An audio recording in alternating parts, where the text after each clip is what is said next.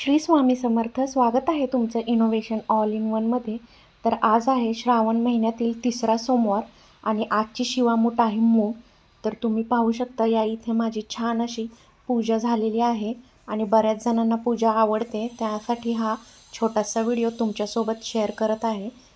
तर या इथे तुम्ही पाहू शकता भगवान शंकरांना प्रिय असणारे बेलपत्र, शमीपत्र अर्पण केलेले आहे. सोबतच या इथे धोत्र्याचे फळ आणि फूल हे देखील मी अर्पण केलेले आहे.